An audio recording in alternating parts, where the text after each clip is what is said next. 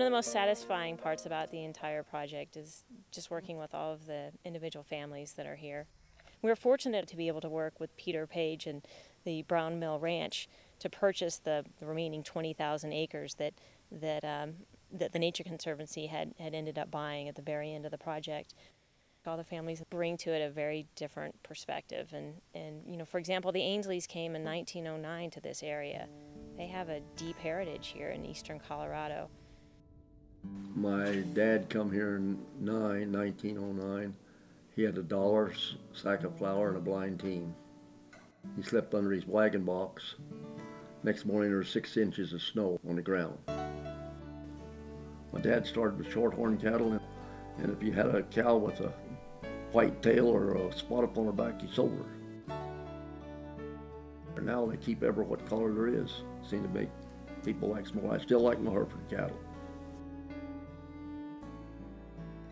Rainbow, she was quite a horse. The only horse I ever had to lay down for me to get on, get off, or shake hands with you. You ride up somebody, she'd take one foot and shake hands with them.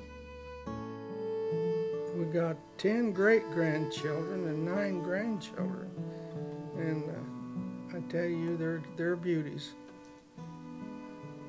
Enjoy them thoroughly. I hope this ranch and business we started, my father, goes on down with them.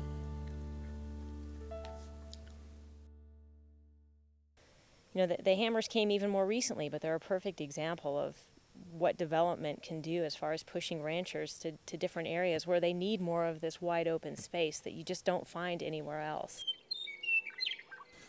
We couldn't ranch with 40-acre people all around us, you know. So we were looking for wide open spaces and fewer people, and we found it. And we love it here.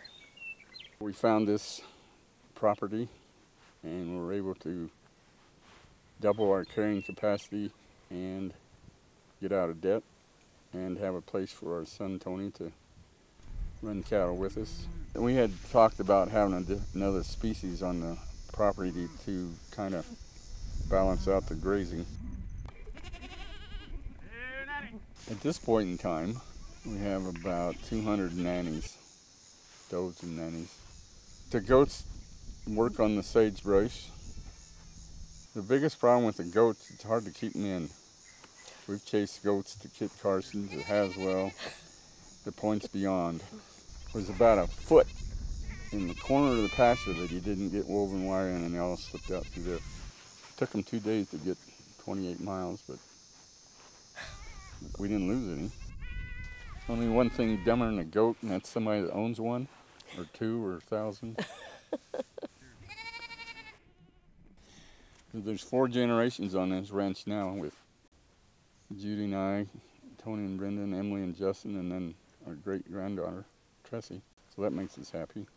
This was an opportunity for Tony and his family to be able to carry on and ranch and expand, and it made that possible. And primarily, that is why we did this, is for our children. It's like the Winship. I don't know how long they've had it, but finally came down to where the heirs decided they wanted to sell it. Well, if that happens here, so be it. But it will be sold in one parcel, not little tracts.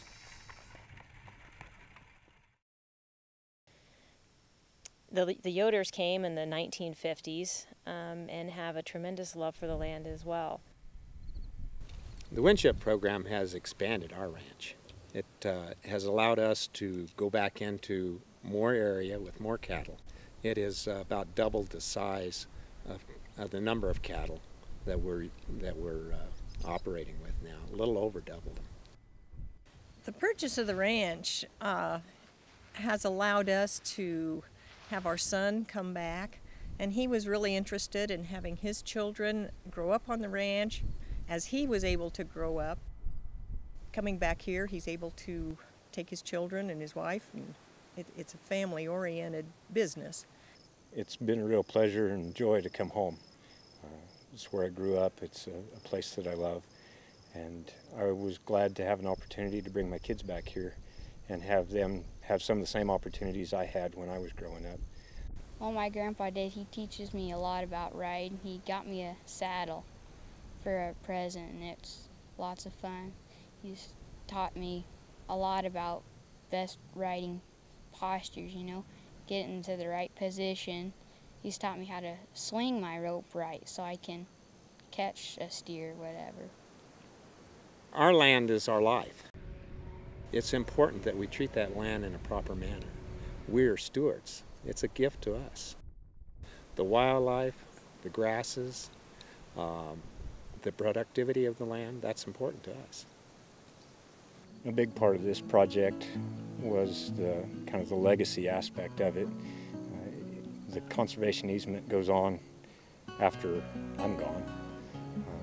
But a big part of it was what's going to be handed down. Is the land going to be handed down in good condition, in good shape when I leave? Will it be in good condition, in good shape for the next caretaker? If that's my son or one of my other children, that's great. But it's all about what we leave behind.